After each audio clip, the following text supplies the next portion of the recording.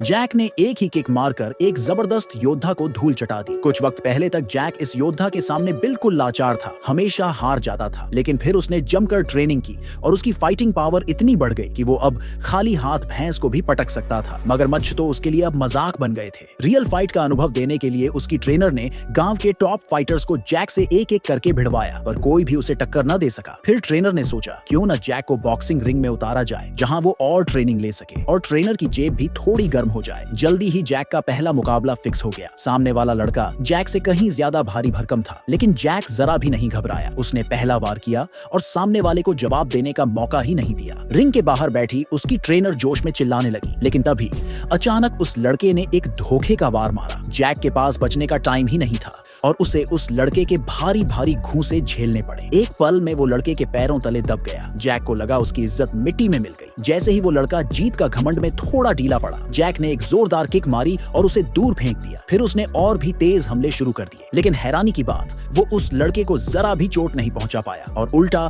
खुद रिंग के कोने में फंस गया। जैसे ही लड़का उसे फिर से पकड़ने वाला था, जैक ने छलांग लगाई और उसे जमीन पर पटक कर दबोच लिया। जैसे उसने पहले मगरमच्छ को हराया था, वैसे ही उसने इस लड़के को भी बेहोश कर दिया। जैक को लगा अब फाइट खत्म और वो रिंग से बाहर निकलने ही वाला था कि तभी एक दूसरा आदमी आया और जैक पर पागलों की तरह टूट पड़ा।